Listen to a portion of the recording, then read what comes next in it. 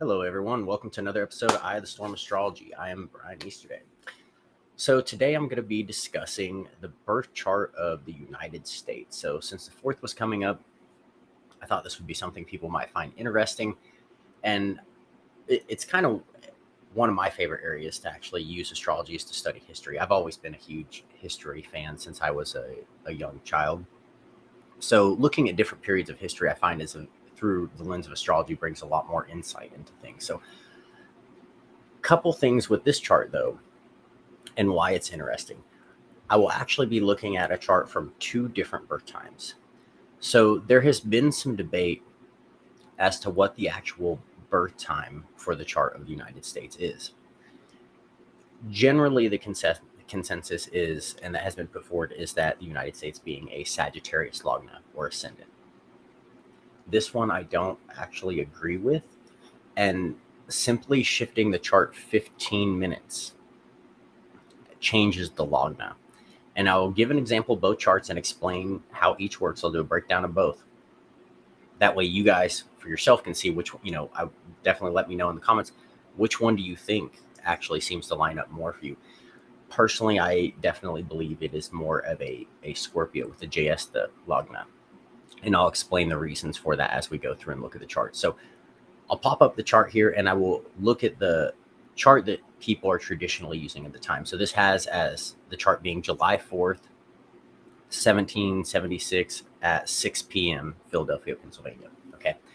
So go ahead and share my screen here real quick. Pull up my chart. Okay. So what we have here in the Lagna is that we see this has it as a Sagittarius ascendant. Now, keep in mind, it's just in the very early degrees of Sagittarius still, and this falls in the nakshatra of Mula nakshatra. Now, the nakshatras are one of the many reasons why I choose to practice Vedic astrology over other systems, because there's so much beautiful information to be seen from them, and they give you a lot of clues that otherwise you wouldn't miss if you weren't using them as tools. So Mula nakshatra being the ascendant nakshatra, it's going to be one that really throws out a theme for the entire chart. So if we're looking at what is the sense of self, what is the image of the United States as a country, this would be Mula. And Mula is all about the tangled roots. It's about destruction, uncovering lies. It definitely is a nakshatra that's about like spiritual purification, if you wanted to put a quick explanation as to like the energy behind it. This isn't necessarily what we see going on with the United States at all. Then another really interesting point to note, and these are just two big things I'm pointing off with the Lagna right off the bat, and we'll look at some other things, is that the ruler of the entire chart, the ruler of the Lagna, is going to be a planet that has a huge effect on the chart because it rules the entire chart. Okay. So if it's a Sagittarius ascendant, that's going to be Jupiter. Well, think about what Jupiter is: being a guru, a teacher, a protector, an expander, one that brings abundance, those type of things. And to some extent, yeah, maybe you could see the US like that if it had stayed on the path of actually doing what it was maybe founded to do, in regards like protecting people, help them being able to have a place where they can express themselves as free human beings, those type of things. Then yeah, maybe you could see some Jupiterian qualities. But if you change the Lagna and you move the birth time to 5:45, so just 15 minutes prior, and this is why having an exact times in astrology is very useful, especially in the Vedic system. We really narrow things down with these nakshatras. This makes a Scorpio ascendant. So Mars being the ruling planet of the entire chart. Now, when you think about the United States and what it has become, and even like kind of what it started as, does Mars, a planet being a warrior, soldier, that life force, that driving energy, one that can go out, conquer, do those type of things, or Jupiter, who is more spiritually refined, more of the teacher, which one fits with the United States more? Mars definitely seems to fit more with me, especially when you look at the fact that we have pretty much been at war the entirety of our nation's history. It's like there's very very few, like a very short period of years compared to of peace compared to how many we've been at war in some form or another. We also have, like, one of the military, or the most powerful militaries in the world. We also see that the nakshatra here for the Lagna is Jayesta nakshatra. Now, Jayesta nakshatra is very interesting because it is ruled by Lord Indra. So if we understand Lord Indra, Indra first off is not just a single being. Indra is a title that can be held by different beings. So the Indra that most people think of as Indra originally was a storm god, a thunder god, who actually usurped the throne through a means that was not really honest, would be a good way to put it. So he kind of spread rumors. He whispered things, and Varuna, the original Indra, the original king of the gods, ended up being taken from his throne and losing his position because of what this storm god had done. Then he ended up stepping into the role of Indra.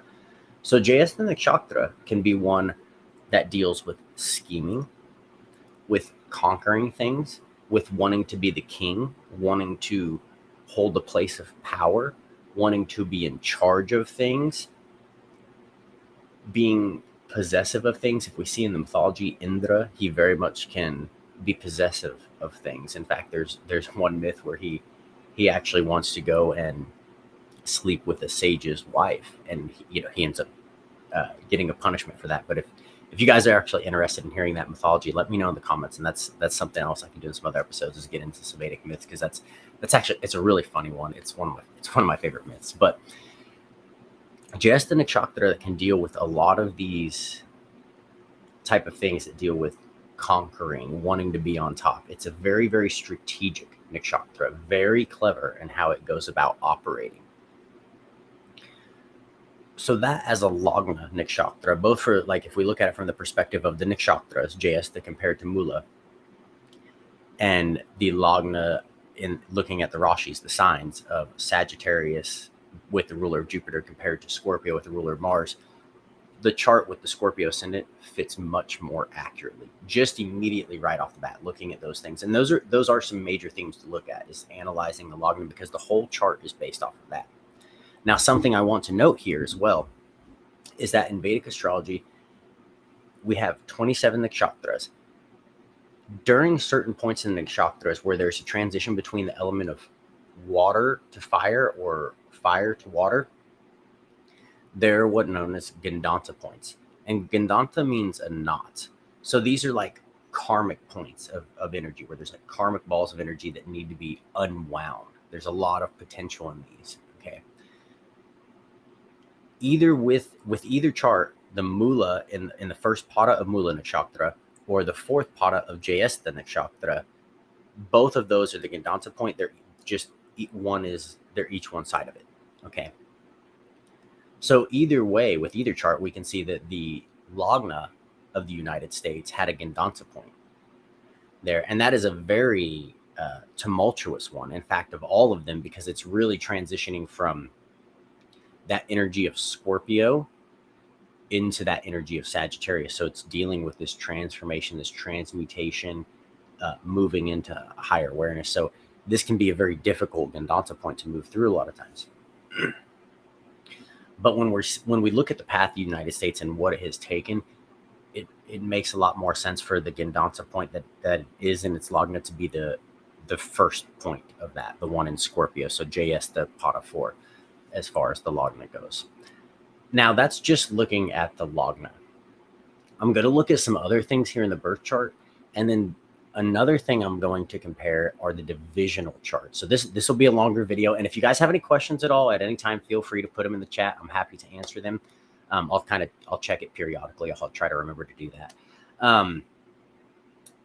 But I'm also going to analyze the D10 chart. So for those of you who aren't familiar, in Vedic astrology, we don't just use a birth chart. We have what are known as Varga charts or divisional charts. So what we do is we take a certain area of the chart, like a house, and then we split that up into more divisions. We create another chart from that. And this allows us to, there's a chart for marriage, there's a chart for career, there's a chart for children, wealth, past life karma, et cetera, et cetera. All these different things. So we can go and look and focus at a specific thing. The D10 chart is usually what you would look at for career, but it's also what you're known for in the world. This is a chart that we're really analyzing. We're taking the 10th house of the birth chart and analyzing it kind of under a microscope. Okay, so in the D10, when looking at it from the perspective of analyzing the United States, analyzing a country as a whole, it's going to show the fame or what the United States is known for in the world. Does that make sense? So we'll look at the birth charts here. We'll compare each of them. There's some different things I could note in each of them, and we'll go through that, and then we'll look at the divisional charts as well. And by the end of this, I think you guys will very much see why a Scorpio lagna for the United States actually makes a lot more sense. So before I pop that chart up, I'll double check the chat here. Cody, find this interesting. Yeah, the software. Yes, I'm very, very happy with the software, Cody. The Parashara's light is very, very awesome. And yes, Scorpio for the US. Yeah, Mars being the ruling planet fits much more for sure. It definitely makes a lot more sense just looking at just that even. So let's pull this back up here. Okay. Next big thing I want to analyze is this major conjunction that we see here. So this one that I have pulled up here, if you guys can see labeled here, I have United States 6 p.m. This would be with the Sagittarius lagna. This is the traditional chart that people have used. This other one that I have, this other tab is the one that I have with the Scorpio lagna. So traditionally it has a lot going on in Gemini here, but in the 7th house. So the 7th house typically being our relationship. So this is how we would be relating to the world as a country. Okay. So a few things to see here, and to some extent, you could see some of these qualities to where, yes, this could work with this chart. But I think when we look at it in the other chart, it works even better. But first off, a conjunction with Sun, Jupiter, Venus, and Mars together, that's a lot of big energy, first off, because we have the Sun, which would be like the soul of the United States, the ego of the United States, and Jupiter. These are the two largest planets. They're both areas, like you could think of the Sun as like the throne of your soul, the throne of your life. But Jupiter is this area of your life where you have this gravitational pull towards. It's always this area that you're strongly drawn towards. So when you have both of these large planets in this area, it's really going to show a lot of draw and focus towards this area. And yes, the United States has put a lot of focus on things like foreign policy and relationships with other countries. But, these were things that were definitely developed much later. For many, many years, the United States actually was much more reserved and kept to itself in many regards. It wasn't a global power force until later on. Even with the world wars, we weren't immediately brought into the world wars. We were kind of the last ones to join. Then we have Venus and Mars. So again, Mars being that warrior planet, and Venus being something that the planet that deals with relationships and things. So we would definitely see that as a country, just analyzing this solely from the perspective of the planets here, not bringing in the signs or the nakshatras yet, we could see it being a country more towards being controlling, right? Anytime Sun and Venus come together in a chart, it can definitely be a disposition for a person to be controlling of others. And if it ends up in like a house of relationships like that, very controlling in relationships. Okay. And yeah, you can see how the United States has done that in later periods, but this is the founding chart that we're looking at here. So we want to keep that in mind too when we're looking at the perspective of this. We want to analyze it from the perspective of the intention of what the country is being founded on and where it was at that time. going into transits and looking further, we can study more. And if you guys are interested in, like, if this interests you guys, I can do further studies of this, of looking at, for example, the United States and transits during the Civil War, for example, or World War II, or, whatever event it is at the country. You can analyze these type of things and look at transits and movements over a period of time. And it's a very, I think it's a very interesting thing to analyze anyway. But when we get a Sun, Jupiter, Venus, and then Mars, it definitely, the Sun and Venus will bring that in, but then Jupiter is going to amplify that, and Mars is going to add the willpower, and it's going to make it more aggressive in that regards. So it definitely can be a conjunction that can lead to some controlling behavior. Now, we can also see this is in a sign of Gemini. So there's going to be a dualistic nature to this, that, as a country, we can kind of have two faces, right? The United States tries to be the savior of the world, the helper of everybody, but really behind the scenes, our CIA is like fucking up their governments and taking over, so then we can make money on their oil and, exploit their natural resources and those type of things. That's something that you could see going on. So there can be this dualistic nature here, and the United States very much is all about its message to the world, like from the very beginning, even with the intentions of the founders, these, and I'll say this, these being more pure intentions of wanting to set things up properly. Communication has been a big theme with the United States from the very beginning. And obviously we can see this because we have there's a huge conjunction going on in the chart, so some of the most force, the most energy in the chart is all being sat in this energy of Gemini here. Now, the nakshatras that these are in, there is each of the nakshatras that are contained within Gemini are all here. So first off, we have Mars and Mrigashira. So it's going to be that Mrigashira is a searching deer. It's all about questing, looking for things. Jupiter and Venus are in Ardra nakshatra, which is Shiva's nakshatra. It's Rudra, and it is all about the storm, transformation. Ardra is a destroyer that wants to destroy the destroyers. For example, you will see a lot of people who would be interested in helping fix things like human trafficking, or protect kids, or protect people, destroy people who abused other people. You can see Ardra nakshatra there, because it's Rudra. Rudra is the destroyer, like he's the ultimate destroyer, but he wants to destroy for proper reason. So Jupiter and Venus there, what did the United States, as a founding of a country, what did it really want to destroy? Well, it wanted to destroy that control that England had on it. It wanted to have its own control, its own sovereignty. It wanted to be its own kingdom. It had that pull towards those type of things. In order to do that, it had to go through a storm, a challenging time period, to have that experience and to actually become a country. They took on the world's greatest superpower. Like at this time in history, keep in mind that the sun never sat on the British Empire. It was massive. They had control of India at this time, even, and the resources and the wealth of that country, it was that massive.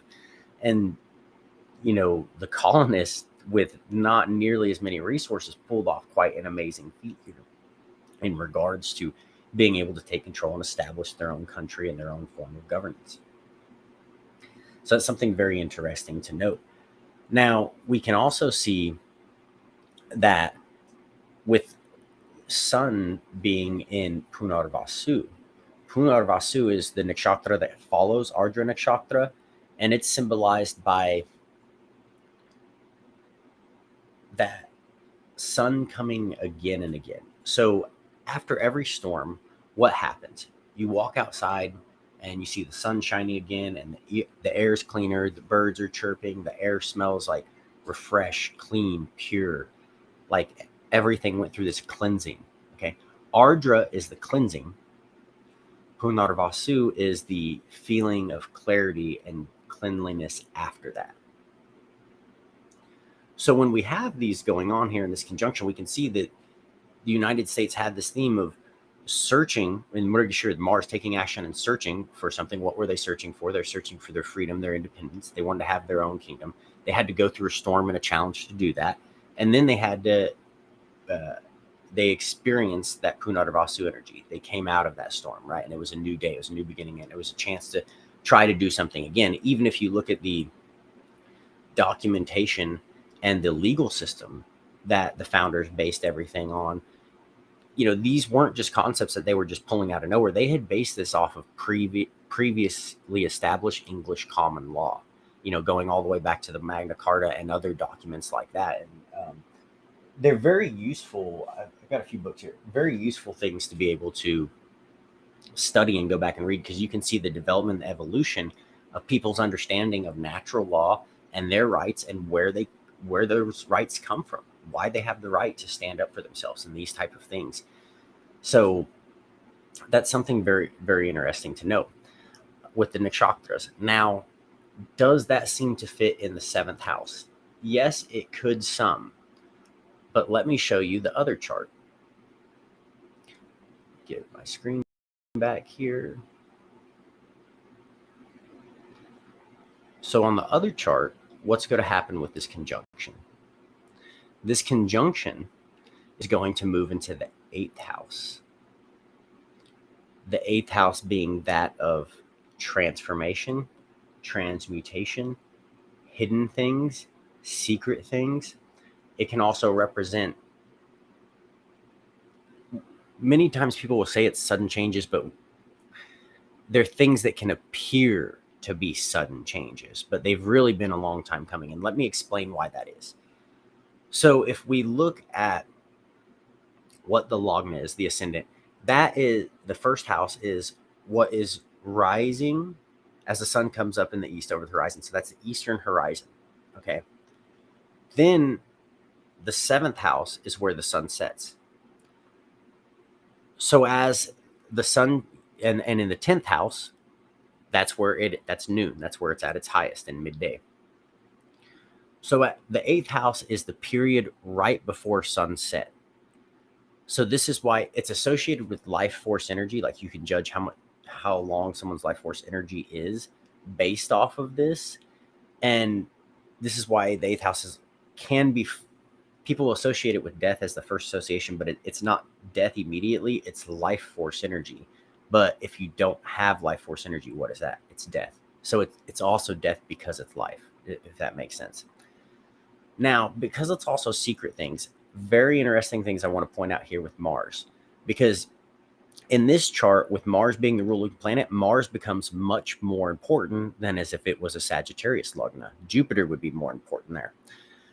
Either way, it would be dealing with this conjunction, where we're going to see the dispositor of the chart either way is going to be in this conjunction. So this is a very, very interesting point to analyze here and study. But Mars bringing Mrigashira Nakshatra was all about like a searching deer, trying to find things, trying to find little, like a deer will scour for the perfect little bit of food that it wants. Like, they might eat this leaf, but they might not eat another one. Those type of things. Well, Mars being the soldier in the military, what is the United States really known for? Our military, and especially our intelligence agencies, being very good, very effective at finding information that they need, and it's secret information. It's also information that they keep control of. That control theme coming in with this conjunction that I spoke about before. And that's also information that they use to create storms for other countries. So as that country goes through that storm, they can experience Punarvasu energy, and with Sun and Punarvasu, they can be in control of it. So we can go destabilize this country, we can go destabilize this government, send the country through a storm, profit through that entire process. If you want a great example, look at Iraq and Afghanistan, or any other war that the military-industrial complex fights. They profit from that chaos. And then at the end of it, when they try to rebuild back the country, they establish, mineral rights, these different types of things that they can exploit and take advantage of through. They've set up, shell companies and other means like that. And a lot of this is done through our intelligence agencies. This can absolutely be seen much easier with this Mars being in the eighth house, as well as the ruler of the chart, as compared to it being like it is in this chart, where we see it being in the seventh house and it not being the ruler of the chart. Here it would just rule the fifth house and the 12th house, which the 12th house can deal with some secret stuff in foreign lands, but it's just the dispositor of it. Like, actually seeing a conjunction in a house is a much stronger indicator. And that will tie in very well with this Jayesta Lagna, because Jayesta is all about strategy, being able to take control of things, accomplish what you want, and these type of things. And one other thing I want to note with this Lagna too is that it's at 29 degrees. So anytime something is at 29 degrees, it is what's known as critical. When a planet or a Lagna is at critical degrees, it means that there is a lot of karma there that needs to be worked through. So in regards to the forming of the country, or us as a country as a whole, karmically, there's going to be things in regards to learning to not deal with domination that we would have to deal with. And if you think about that, can make a lot of sense, being that, we came from a country mostly, from England, where they had went and really conquered the entire world. So that history of conquering and domination had previously been there for a long time. So part of the United States karma was supposed to try to work on this stuff. Unfortunately, we carried on that pattern in a negative way. But the potential for the karmic experience of us as a country to have that, to figure out how to conquer ourselves, how to be a rightful ruler, a good example of a moral country, these type of things, that's what we should have been trying to strive for. And that was the intention of the founders, definitely, absolutely the intention, especially if you go back and read their works, like the Federalist and Anti-Federalist papers and other works like theirs that they've put out there. You'll very much see this. So another interesting thing that I want to note here is this Saturn and Neptune over here in Virgo in the 11th house. And they're in the nakshatras of Saturn being in Chitra nakshatra and Neptune being in Uttara Phalguni. Now, why is this important? Well, let me explain. First off, Saturn being a planet of boundaries, natural law, control, it can represent government, but it's more that government tries to tap into the energy of Saturn, because Saturn is the cosmic government, so to speak, right? Represents natural law, cosmic law. Now, Saturn being in Chitra here. Chitra is a nakshatra that spans between the end of Virgo and the beginning of Libra. On the Virgo side, it's a very internal type of feeling, because Virgo is an internal expression of Mercury, whereas like Libra is an external expression of Venus. So on the Virgo side, Chitra is more internal. So when we have Saturn here as a country, how do we look at this? It's a country that it felt the pressure of Saturn internally. Now, Chitra Nakshatra is symbolized by a diamond or a pearl. And if we think of each of these, like a pearl, for example, it starts with a little grain of sand or something getting in that creature, and then it secretes a liquid substance around it that actually forms that pearl. And it's something that takes a period of time. It's not done overnight. It's a process. With Saturn and Chitra, that process is going to be an extended process, because Saturn is a slow-moving planet. So this is a pressure that was building up for a long time. And the American Revolution did not come about overnight. It did not come about over the period of 5 years or 10 years or even 20. This was a thing that was brewing for decades. The American colonists have been trying to stand up for the rights in one form or another, trying to use English law, these type of things, standing up in the courts and essentially being vilified and shot down, and corrupt things happening, more laws being passed that were taxing them more and more and more. So this was a period of long irritation. But what came from this irritation? Well, they had the chance for a pearl. They had the chance for a diamond. That through all this pressure, through all of this struggle, they had the chance to create something very beautiful that was unique among the world. Some like when you think about a pearl, right? Many pearls, yes, they can look the same, but every pearl is unique in the sense that that pearl was created just by itself. So in its own way, it's just perfectly unique. You know, it might have a slightly different shape, a slightly different shade of color, whatever it may be. But the United States had a great opportunity for this.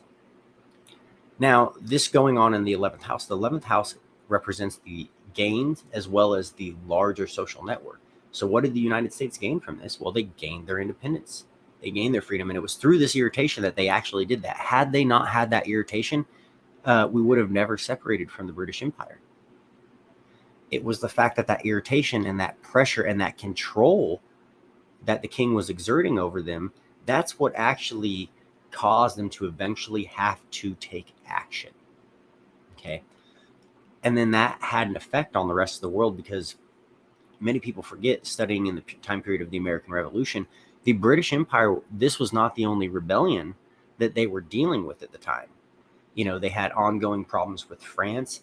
In India, there was a variety of uprisings there as well. So they had a lot going on that they were dealing with, and that actually added to not only them not having as many resources to devote towards fighting the colonists, but the colonists being able to have their message go out and inspire others to actually rebel against the British Empire. You know, this was a huge catalyst, a huge storm for the British Empire, in the sense of this, talking about that Ardra Nakshatra energy, that it completely turned their world upside down. In fact, King George had a serious mental illness after losing the colonies. It really, really affected his ego in a big way to lose like that, because he didn't think he could. And then to see other colonies in other parts of the world rebelling as well because of this, it had a snowball effect, and the British Empire really started to lose a lot of its power that it had after these events took place. And obviously it's something that happened over a period of time, but it's very interesting to know. Now, Neptune is here as well. And I use the outer planets very probably differently or vaguely compared to what most people are used to using them. The best way I like to relate to them is as the Trimurti. Uranus being Brahma, creation, Neptune being Vishnu, the preserver, and Pluto being Shiva, the destroyer. And I think if you understand the Trimurti and then this, it works. These are also planets that, two different things to keep in mind. One, they are very far away and they are not visible planets. So the visible planets that we see with our eyes, the visible grahas, they have an effect on the surface level that we can see. The planets that are shadow planets, like Rahu and Ketu, the north and south node of the moon, or the outer planets, they're not ones that we see with the eye. So they're things that work on the unseen level. In other words, they work on the subconscious or the unconscious level. The other thing to note with the outer planets is they move very, very slowly. So I like to use them more as generational indicators. But in this case, we're looking at a whole generation of people coming together in order to establish their freedom, to establish a country, right? So very good thing to look at. So Neptune being in the nakshatra of Uttara Phalguni, it is a nakshatra that is all about relationships, creativity. It represents the fruit that comes from an interaction, and it also deals with contracts. And that's the big one that I want to highlight. What was the founding of the United States? What was the big thing? Like, in fact, this chart, we're analyzing it based off of what? When the contract was signed. Because what is the United States? It is a group of states, individual sovereign states, coming together in a united way. So many people don't actually understand that as the federal government wasn't founded first. On July 2nd, which today is the actual anniversary, the states individually declared their sovereignty, declared themselves as sovereign individual entities in and of themselves. So each one of our states in the US is like its own country. Okay. That's why the idea of states' rights, these things were so important. This is a lot of the big issues in the Civil War, but that can be, another talk, another one that we do. But later on July 4th, then the federal government, when these states all came together and organized together, that's when it became a country in the sense of a unified country. It's like a lot of different countries all together, similar to the concept of like the European Union, right? But much earlier. Okay. So when we understand this, we can see that contracts were a huge part of this. It was all done through writing, communication. In fact, the founding fathers, if you look, this is a really, if anyone's a history buff and wants to read some maybe a little dry material, but I think it's interesting, constitutional debates between the Federalists and the Anti-Federalists, seeing that, they weren't all completely in agreement. They had different perspectives, they had different worries, and they were really trying to figure out the best way to move forward. Now, I also want to highlight here that this is all going on in the Rashi, the sign of Virgo. Well, what does Virgo deal with? Problem solving, analyzing things. Virgos are excellent problem solvers. They're healers. They're great at seeing where there's issues, seeing where there's inefficiency, where things aren't being effective, and then being able to identify those things, use their logic to cut those things out and find a better way of doing it. And that's exactly what the founding fathers did. They poured through previous legal doctrine. Like what they did, the way if you study contract law, if you study common law and the history of how this developed, you'll see that the way they wrote the Declaration out, the way eventually they structured the Constitution, the Bill of Rights, these things, they were done and formed in a very specific legal manner so as to be able to be recognized by other sovereign entities out there, right?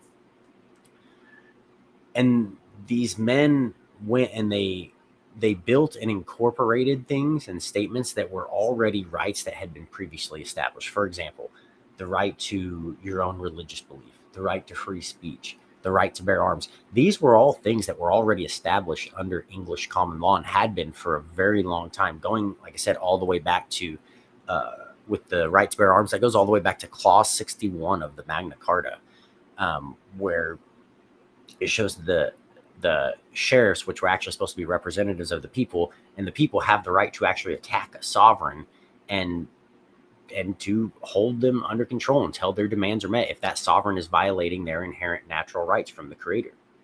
That was established in Clause 61 of the Magna Carta hundreds of years previously.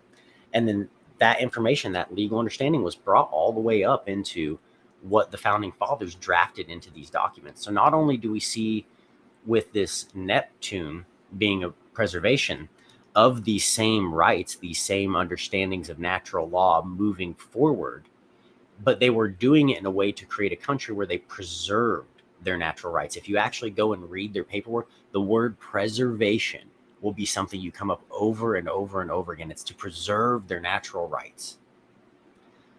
So that's that Neptune coming in. Okay. Then we have, that Saturn there as well with that Chitra. So it's the irritation of all this, that pressure, which makes them have to go back to look at these things, to learn, because as they were learning this legal process, because they were trying to go through the channels in the English government to petition the king, to petition Parliament, to stop having their rights violated. And when they realized that didn't work, they decided to go in and of themselves and form their own country, which they, even through English common law, had the right to do. So that's why English common law is the basis of our legal system here in the United States. There's a very interesting reason behind that. So the next thing we want to look at here is, let me go ahead and share my screen again.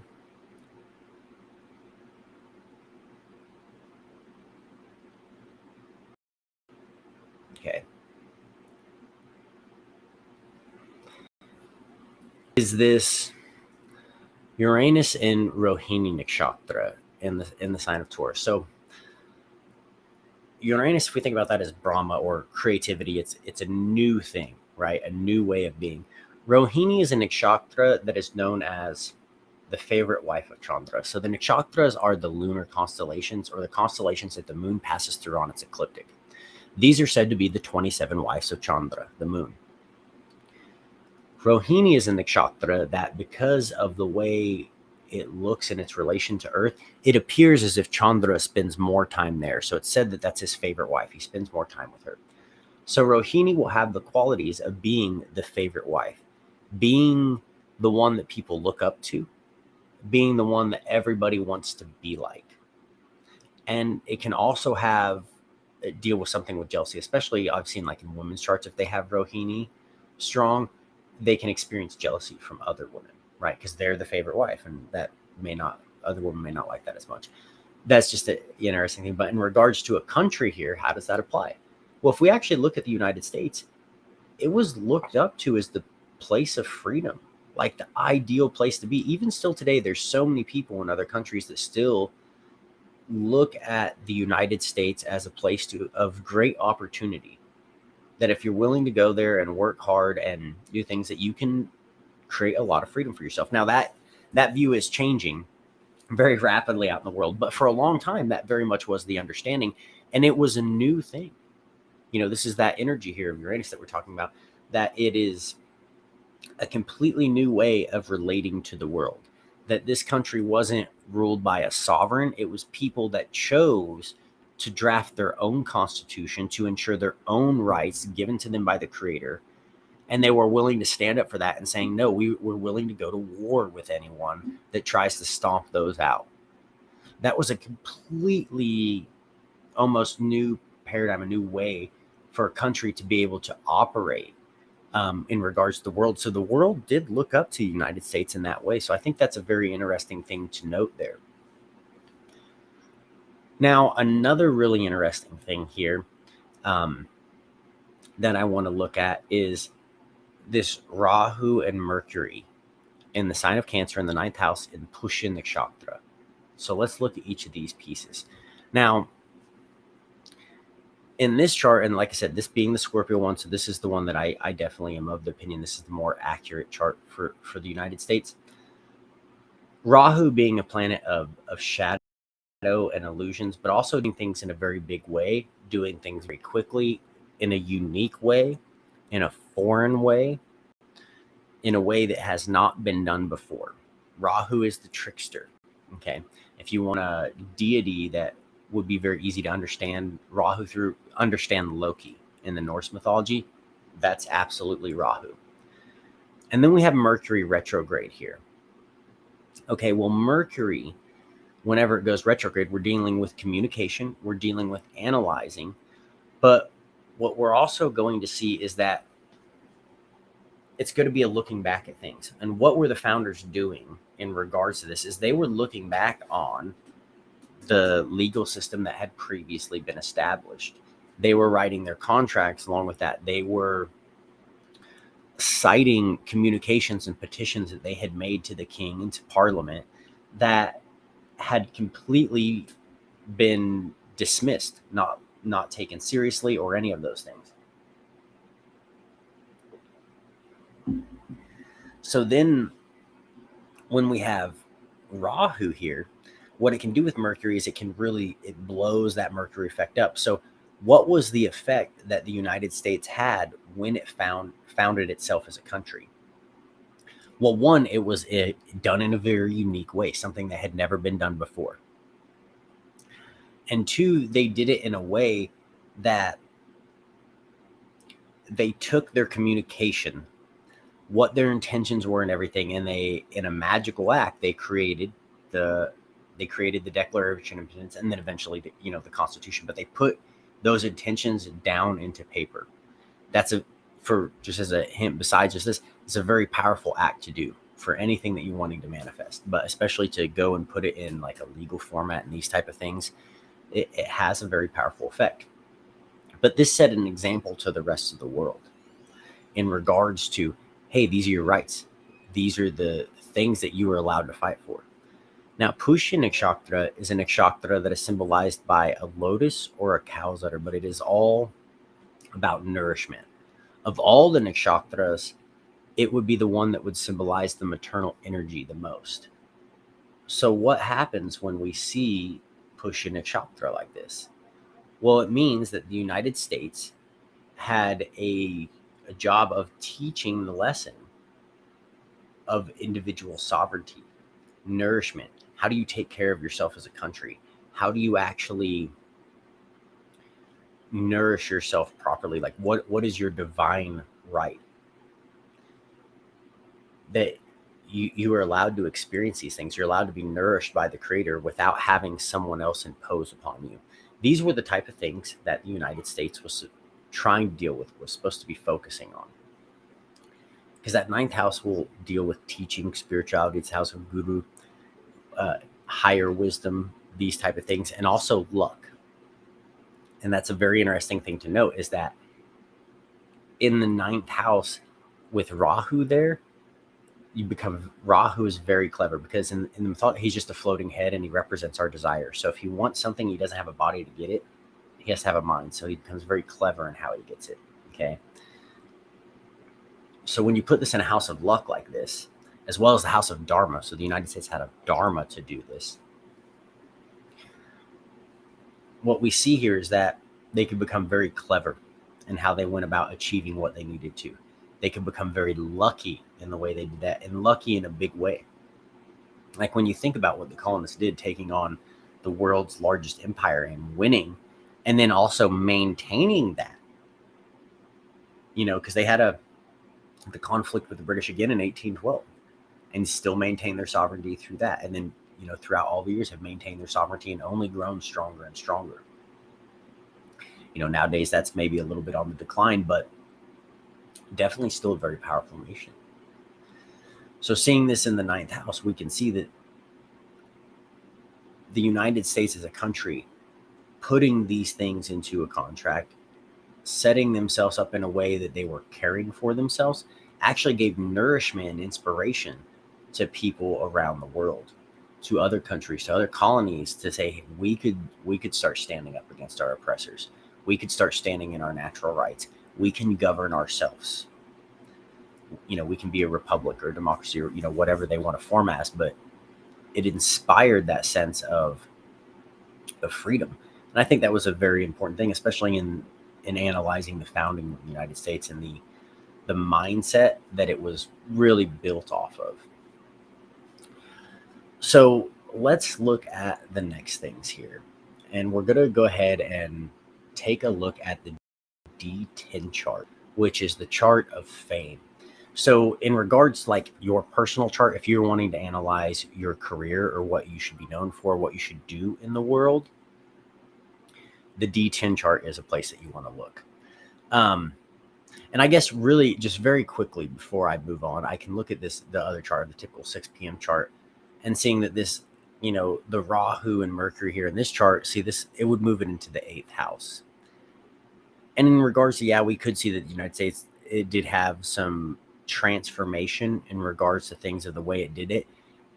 It was much more from a inspirational type of place. And again, that factor of luck that comes in the 9th house, and that essence of Dharma that comes in the 9th house fits much better with the other chart, because that 8th house, if anything, Rahu there, we would, as a country, be much more likely to have sudden events or things where we would maybe be kind of like a little bit unlucky. Actually, it wouldn't work or function nearly as well in the 8th there as it would in the 9th.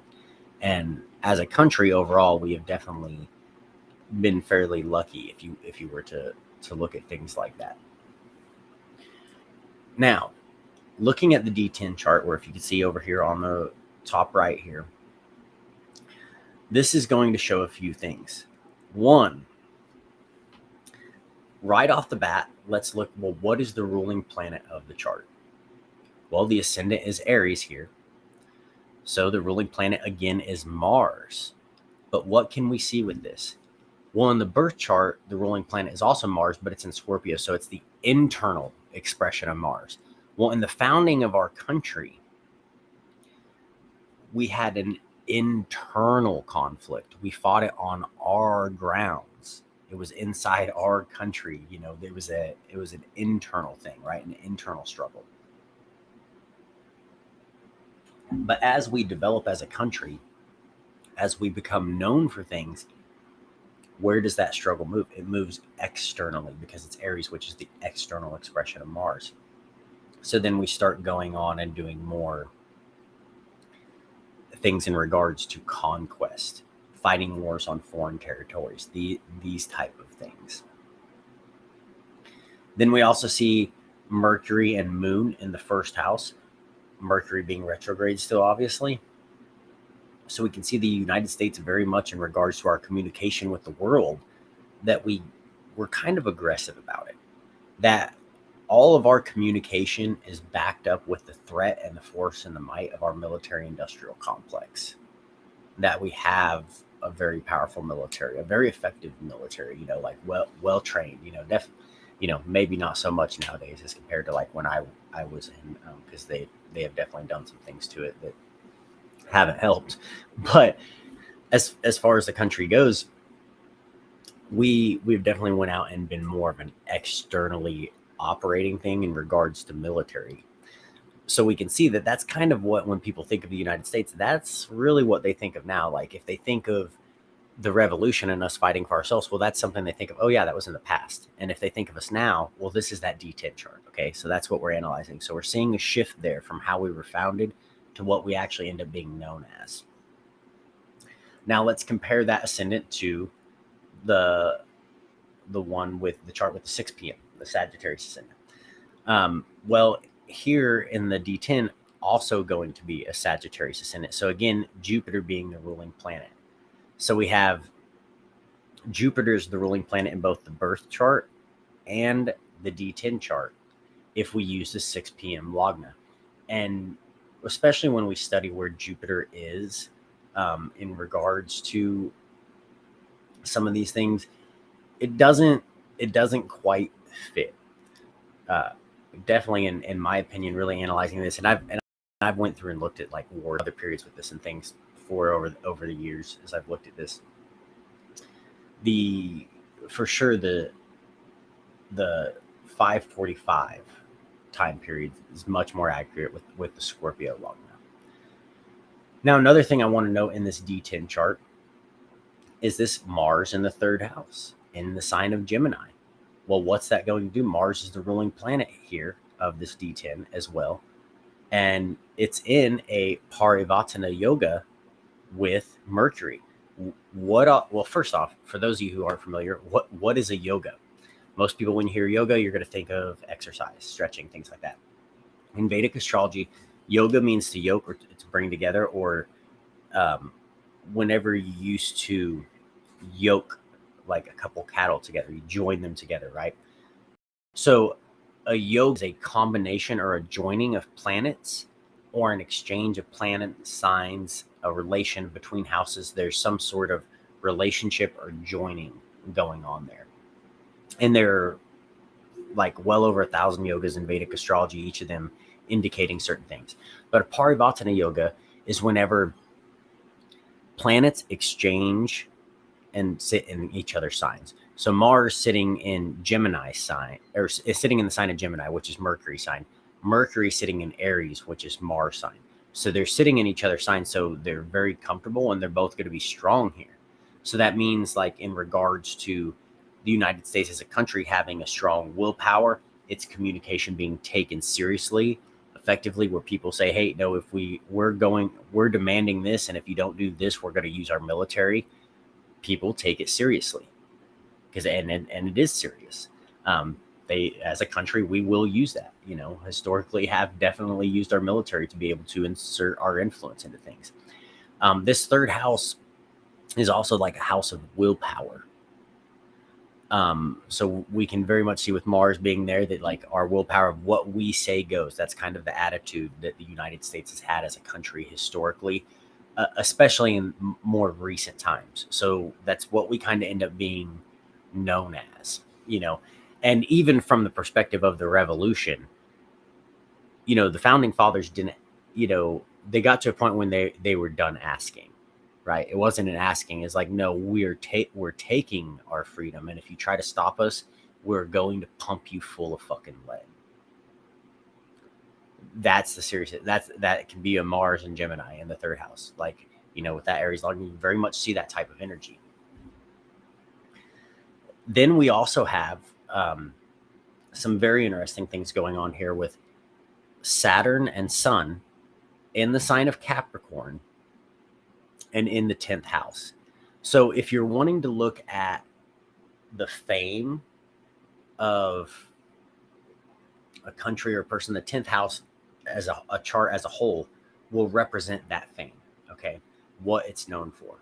But the 10th house of that D10 chart is really, the Lagna and the 10th house are going to really be the areas of what is that country known for. Well, when we see Saturn coming into the sign of Capricorn, well, that's well placed because it's in its own sign, in its original house. Like, it's very strong there.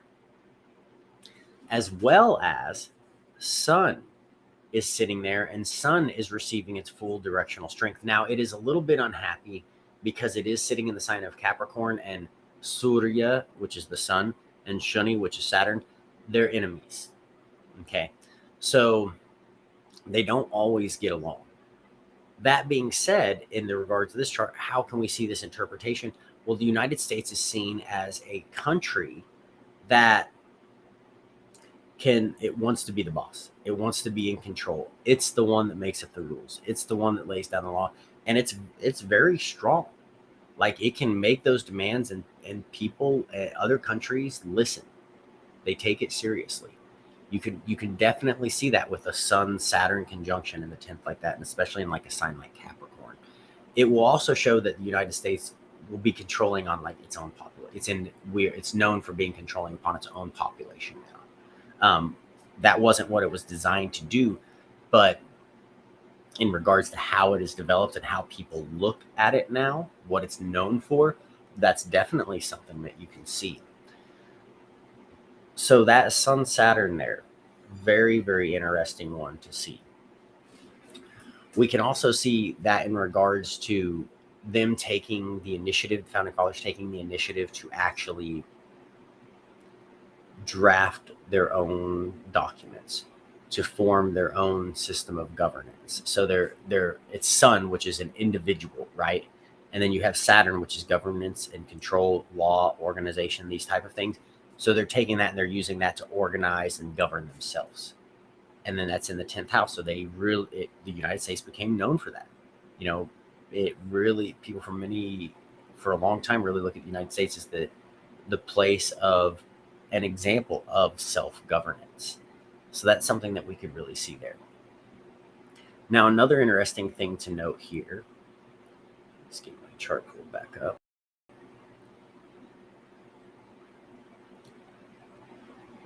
is that we also have Venus in the sign of Libra in the 7th house. Very strong placement here. Venus rules the sign of Libra. This is originally Libra's original house. So in regards to relationships, in regards to how the United States has been seen in the world, overall, regardless of whatever scandals, whatever things have gone on, the United States for a long time has really been able to maintain a good image of itself in the world, and at least good relations. And even though, yes, that may be backed up by force in some sense, it also had a lot of other relations when it came to things financially, to the marketplace, to the economy. That the military industrial complex is one arm of the control, but the economy and other things like that are absolutely another one of them that can be used.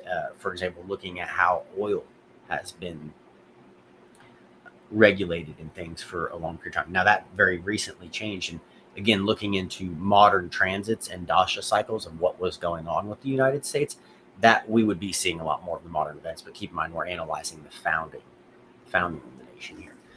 So very, very interesting things that we can see here when we look at this D10 chart. And I'll go ahead and pull it back up and we'll compare it to the D10 of the other chart here with the Sagittarius log now.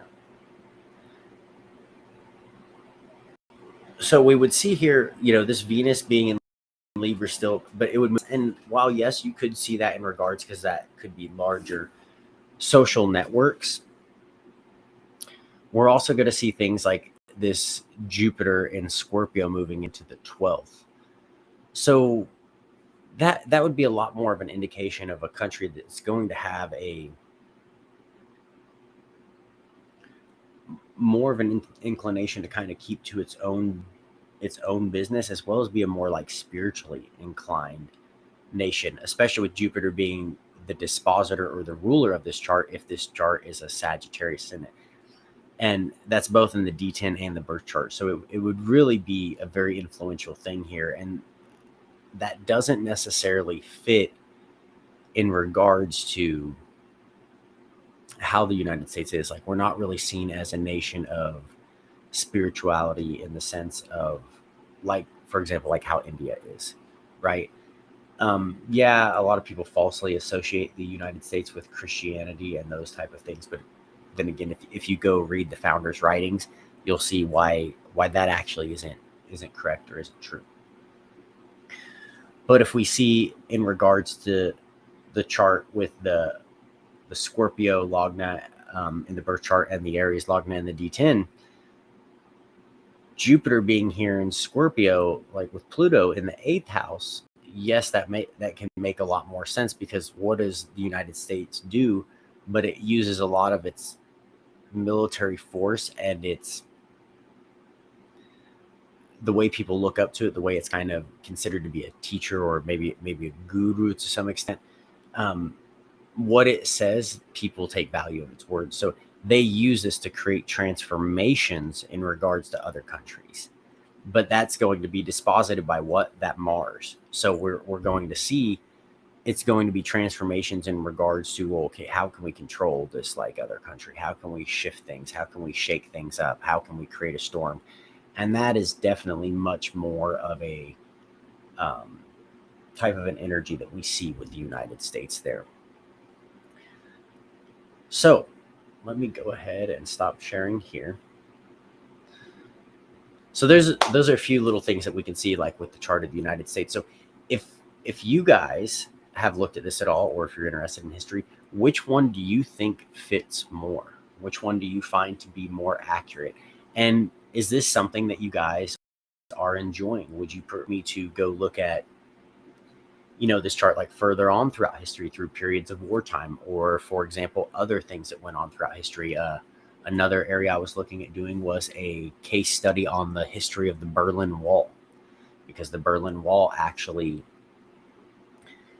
lasted for about a period of 30 years or so, so we can see Saturn obviously going to be very strong in that study. So if that's something you guys are interested in, be sure to let me know in the comments, and that's something I can do more of, is these historical analysis and things like that, as well as I'll be doing some other chart analysis here. I had someone recently request that I look at the chart of a mobster that I hadn't heard of before, so I'm going to do a little research into that person and stuff as well, but I definitely plan on doing that. So I hope you guys enjoyed this. Keep in mind that I do have 2 free astrology courses available. So if you want to learn how to start actually reading charts yourself, so you can be able to learn the science, apply it to yourself, as well as be able to apply it to historical things or whatever area that you want to study, this is a great place to start. So all you have to do is scan the QR code here, or you can click the link in the chat, and you'll be able to access 2 free courses. All you have to do is enter your email. It will ask you to confirm your email. That way you're giving it permission for it to be able to send you the download links for the free courses. So make sure you do confirm that email. So I hope this was valuable for you guys. I'll check the chat here one more time. And yeah, I think we're good to go here. So thanks for tuning in, guys. I hope you found this valuable. Like I said, let me know what you thought of it, and I will see you next time.